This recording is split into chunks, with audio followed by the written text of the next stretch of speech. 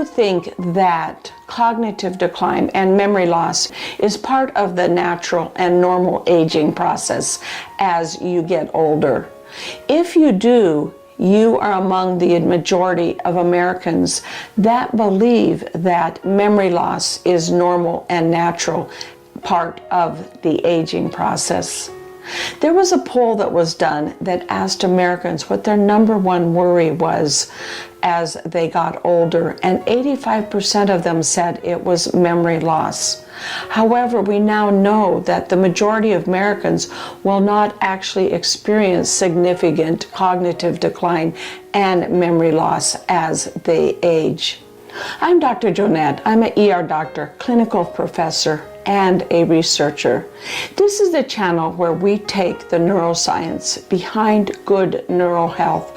We break it down and make it understandable and applicable to your life so that you can maintain and have a healthy brain throughout the full course of your life.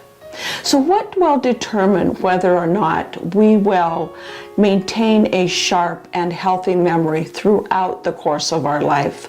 Certainly genes do play an important role. However, there are two other factors that are also key in maintaining a healthy brain. One of those is our environment, and the other is our lifestyle choices. Our lifestyle choices are those things that we probably have the most control over. Lifestyle choices like how much exercise we get. Are we a lifelong learner? Do we engage our mind in not only creative but intellectually stimulating activities throughout our life? Do we get enough sleep, and what is the quality of the sleep that we get? As well as, are we staying connected to the people in our life? And the last lifestyle choice, which is what I want to talk about today, is what is our neuro-nutrition? What we eat has a big impact upon how healthy our brain is and how healthy our brain and body will continue to be throughout our life. Today I am going to share with you my top 5 foods for good brain, good neural health. But make sure you watch all the way to the end, because I have a couple of bonus foods that might just surprise you. And I also am going to go into the kitchen and create with you and for you one of my favorite brain healthy foods. But before I dive in, I want to tell you, my legal team wants me to tell you, even though I am a physician, I'm not your physician.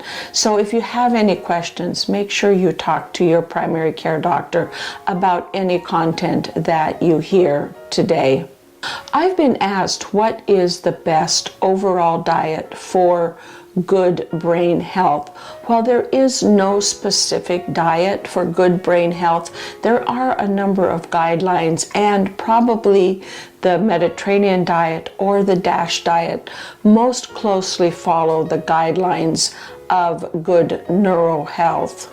The guidelines include a diet that is primarily a plant-based diet. This is a diet that consists primarily of whole grains, fruits, vegetables, as well as healthy oils and fatty fish. These would be oils like olive oil, and fatty fish like salmon, mackerel, tuna, and herring. In addition, it's also a diet that limits unhealthy fats such as full-fat dairy products, butter, and red meats, or meat in general.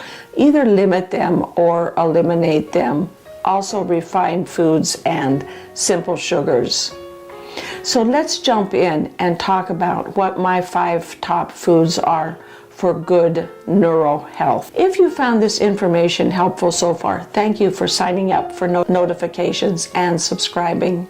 So let's talk about my top 5 super brain foods. Number 1 memory superfood are those foods that contain antioxidants. Antioxidants are those substances that help protect our brain against inflammation and damage caused by free radicals. And a quick rule of thumb for determining if a food is high in antioxidants is to look at the color of the food. If it's blue or purple, it's high in antioxidants. Among the foods that are blue or purple, foods like blueberries, purple cabbage, as well as purple potatoes, blueberries is the highest in antioxidants. Blueberries have a specific antioxidant called flavonoids. Flavonoids not only help protect the brain against oxidative stress, but they also have an additional property in that they increase blood flow to the brain. And as you increase the blood flow to the brain, you also bring into your brain additional oxygen and nutrients, all of which help support good memory and good brain health. The number 2 food I call is Go Green. Go green with green brain fuel. In other words, every day eat something that is green, if possible, at every meal. So what are some of the green things that are good for our brain? Top of the list is leafy green vegetables, Swiss chard, kale, spinach, and in addition to that, other green vegetables like broccoli, avocados, peas, green beans, as well as Brussels sprouts. Also, green fruit are part of that Go Green category, green melons and kiwis. So let's go out into the kitchen and I'm going to show you how to make my favorite Go Green brain fuel drink.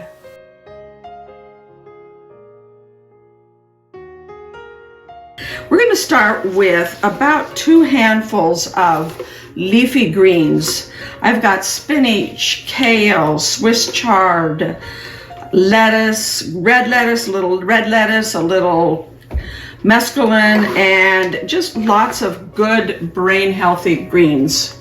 To my greens, I'm going to add a stick of celery. I've cut it up into about 3 pieces. A cucumber, which is actually 2 little cucumbers.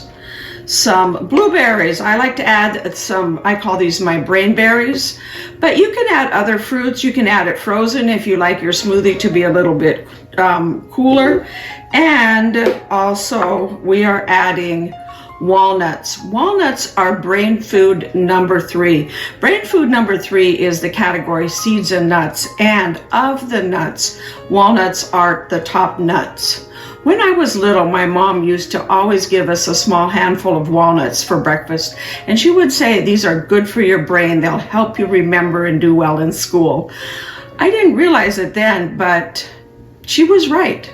And walnuts are the top brain food for 2 reasons. One, they have antioxidants, which help keep our brain young, but they also have another substance called omega-3 fatty acids. And omega-3 fatty acids are good for our brain because what they do is they enter the membranes of our cells and keep those cell membranes healthy so that the cells will be able to resist things like oxidative stress and other things that might otherwise harm them. So we're adding food number 3, walnuts, and also I'm going to add a half of an avocado here.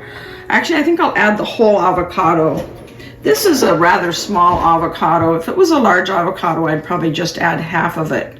But it's a small avocado, so we're going to add the whole avocado.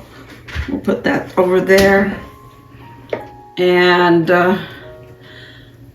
then we also want to add some plant-based milk. I like almond milk because it adds some more of category number 3, the seeds and nuts, but also coconut milk is delicious, or even soy milk. Any of them are great for putting in your green smoothie. So I'm going to add that milk in. And lastly, I like to add a little sweetener to my smoothie.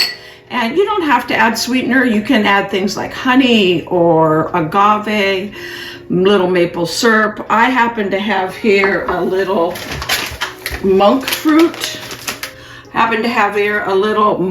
In the raw.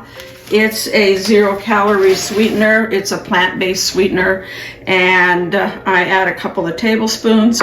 And now it's time to blend it all up together. You can add a couple of ice cubes if you like it to, if you want it to be a little chilly or a little more icy, more like a milkshake. I like to use a powerful blender like a Blendtec blender. If you scroll down to the link below, you'll be able to find not only a link to where you can find monk fruit, but also a link to where you can purchase a blender. Go ahead and just blend that.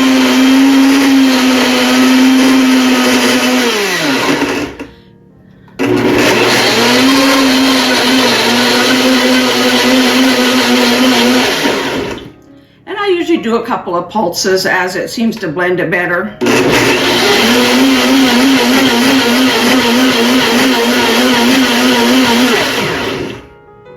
And it makes about 20 ounces or thereabout, which is a nice amount for a good, healthy, brain boosting, neuro health milkshake, energy shake. You could add some energy powder if you wanted as well. If you like it thinner, go ahead and add a little bit more of your plant-based milk. But there you have it, a delicious, brain-healthy green smoothie.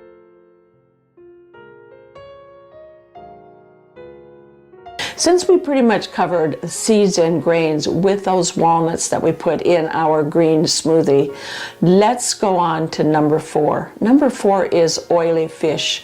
Oily fish are fish like salmon, tuna, mackerel, as well as herring.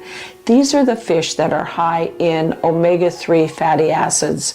Omega-3 fatty acids are important to our brain cells' membranes.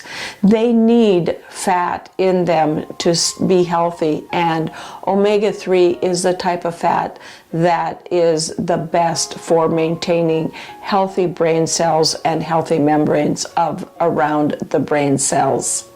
Number 5 on my list is eggs, especially the egg yolks. Now, I know in the past that egg yolks kind of have gotten a bad reputation because they do have some of the unhealthy fats in them. However, they have a substance called choline. Choline is a precursor to acetylcholine, and acetylcholine is that substance that takes the electrical signal in the nerve, converts it into a chemical signal that then travels to the next nerve and is reconverted back into the electrical signal in the next nerve. In other words, our nerve cells would not be able to talk to each other without acetylcholine. And in addition to that, they would not be able to talk to or stimulate our muscles. Our muscles would not work, and our brain would not work without acetylcholine. So egg yolks are an important source of choline, the precursor for acetylcholine. In addition to that, we now know that choline helps also reduce inflammation within the brain, and inflammation is a big contributor to memory loss and cognitive decline as we get older. Now that we've covered my 5 top foods, I want to tell you the bonus foods. They are coffee and chocolate. If you love Java and chocolate as much as I do, then you are going to love kickstarting your morning with a mocha Java. The caffeine in your coffee will increase your alertness by blocking a substance called adenosine. Adenosine is a chemical that actually makes us sleepy and is important in our body for our sleep-wake cycle. But when we add caffeine to our diet, especially in the morning or when we're a little sleepy, having that lull, it blocks the adenosine, helps us wake up and stay more awake and alert and sharp. However, make sure you take caffeine in moderation, as excess caffeine can also have some adverse side effects. And now for my favorite, dark chocolate. Dark chocolate has a substance called cocoa, and you want to choose dark chocolate that is at least 75% cocoa. Cocoa has that brain healthy substance that we talked about in blueberries, the flavonoids. Those are those substances that increase your blood flow to your brain and help bring oxygen and nutrients to your brain that are good for your memory and good for your concentration. You may be wondering, is it too late? Maybe you have a little bit of cognitive decline or memory loss. And I want to tell you, because of neuroplasticity as well as neurogenesis, it's not too late. You can start today by making a simple change, whether you feel like you may have some memory loss or you just want to keep your brain healthy. Make a simple change to your diet today and start incorporating one of these groups into your diet, and over time then continue to incorporate on a regular basis these 5 memory boosting foods that we talked about here today. And don't forget to also enjoy one of those delicious green smoothies. For the full recipe for that green smoothie, scroll down to the links below for a link that'll take you out to my website, Grow with Dr. Jonette, where you can find not only that recipe, but lots of other neuronutrition and brain healthy recipes. Thank you for watching, clicking that like button, as well as subscribing. And your subscription helps my team and me get one step closer to our goal, which is to get 10,000 subscribers by the end of this year. See you next time for another neuroscience, brain healthy lifestyle video.